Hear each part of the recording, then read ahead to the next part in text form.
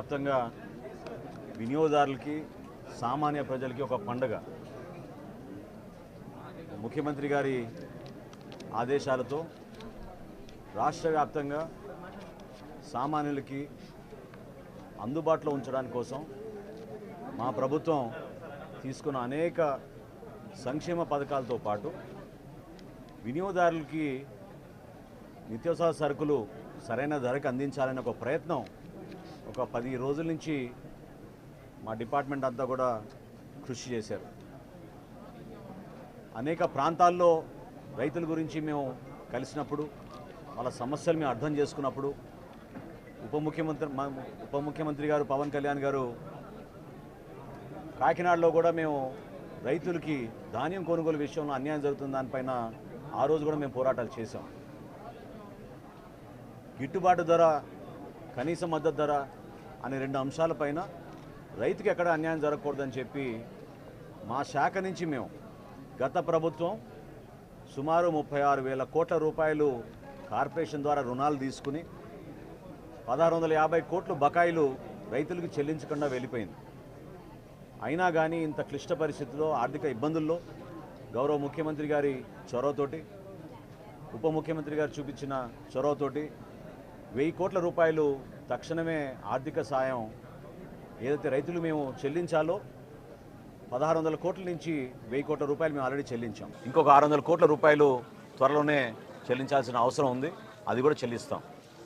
అందులో భాగంగా ఒక సమీక్షా సమావేశంలో ముఖ్యమంత్రి గారు ధరల గురించి ఒక స్థిరీకరణ తీసుకురావాలనే ఆలోచన వచ్చినప్పుడు అధికారులు మేము అందరం కూడా రాష్ట్ర వ్యాప్తంగా ఉన్న రైస్ మిల్లర్స్ని, హోల్సేలర్స్ని, రీటైలర్స్ని, సప్లయర్స్ అందరిని కూడా ఆహ్వానించి ప్రజలు ఎదుర్కొంటున్న సమస్యలపైన స్పందించాల్సిన బాధ్యత సమాజంలో మీకు ఉంటుంది. ఇదో కుటుంబ సమస్యగా మీరు కూడా భావించాలి. ఎందుకంటే ప్రతిరోజు ధరలు విపరీతంగా పెరిగిపోతున్నాయి. కందిపప్పు 181 రూపాయలు కిలోకి అమ్ముతున్నారు మార్కెట్లో. సామాన్యులు పాపం చాలా ఇబ్బంది పడుతున్నారు. వాటి గురించి చర్చించినప్పుడు వాళ్ళందరూ కూడా పెద్ద మనసుతోటి రాష్ట్ర వ్యాప్తంగా ఒకే ధర అందించాలనే ఒక ఆలోచనతోటి ఒక 4 రోజులు కసరత్తు చేసి మా అధికారులంతా ఈ రోజున సుమారు 284 అవుట్లెట్లలో ఈరోజు కందిపప్పు ప్రతి వినియోగదారుడికి కేవలం 160 రూపాయల కిలో చొప్పున అందిస్తున్నాం.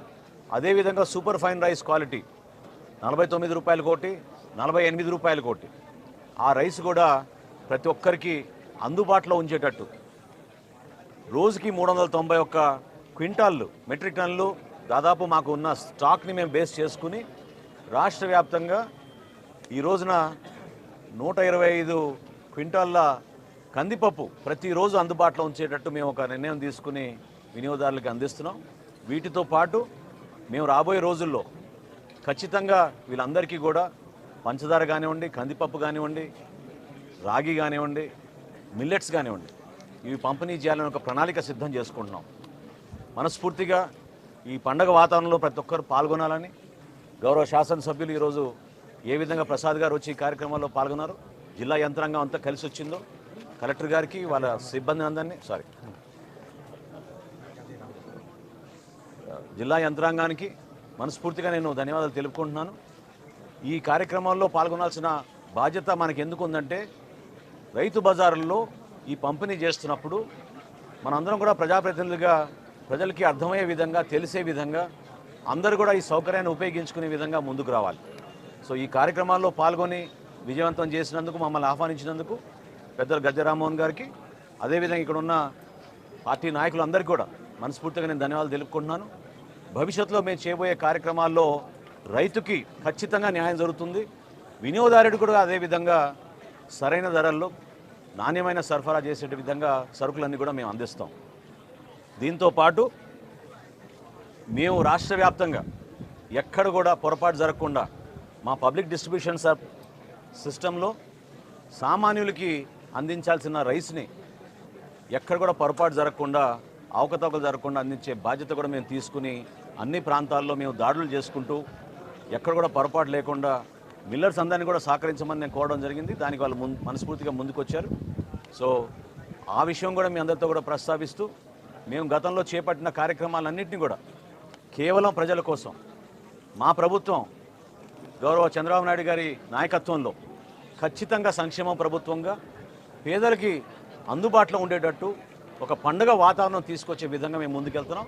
దానికి మీరందరూ కూడా సహకరించమని మనస్ఫూర్తిగా కోరుకుంటున్నాను. సార్ ఇంకా ఈ నెంబర్స్ ఏమైనా పెరుగుతాయా? స్టాల్స్ నెంబర్స్ పెరుగుతాయి అంటే మొదటి రోజు కదండి.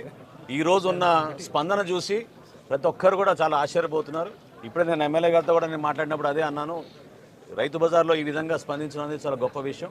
284 అవుట్లెట్లు ఈరోజు ప్రారంభించాం.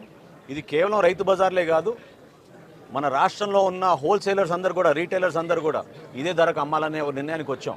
సో పెద్ద పెద్ద రీటైలర్స్ డీమార్ట్ కానీ, రిలయన్స్ కానీ, ఉషోదయ కానీ ఇవన్నీ అవుతాయి ఉన్నాయో సూపర్ బజార్లు, వాటన్నింటిలో కూడా ఇదే ధరకి 160 రూపాయలకి కందిపప్పు సామాన్యులకు అందించే విధంగా చర్యలు తీసుకున్నాం. అంటే దీనికి ఏమైనా వాళ్ళతో మాట్లాడడం అరేంజ్మెంట్ చర్చ జరిగింది. వాళ్ళు అంగీకారం వచ్చినాకనే మేము నిర్ణయం తీసుకుని ప్రకటించాం. ఏమండి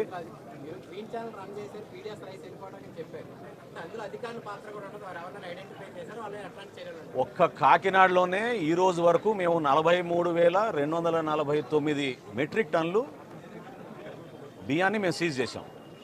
దానిపైన సమగ్రమైన ఎంక్వైరీ జరుగుతోంది.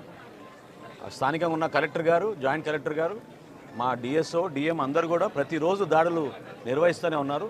43,000 మెట్రిక్ టన్నులు ఒక కాకినాడలోనే దొరికిందంటే ఏ విధంగా రాష్ట్ర వ్యాప్తంగా వీళ్ళు గ్రీన్ ఛానల్ మెయింటైన్ చేసుకుని ముందుకెళ్లారో మీ అందరికీ తెలుసు.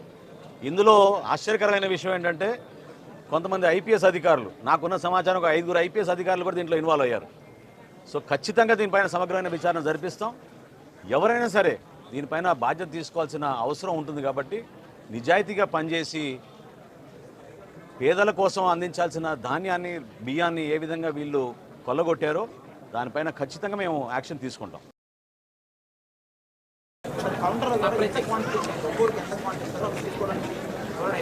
బియ్యం 5 కిలోలండి, కందిపప్పు 1 కిలో అండి.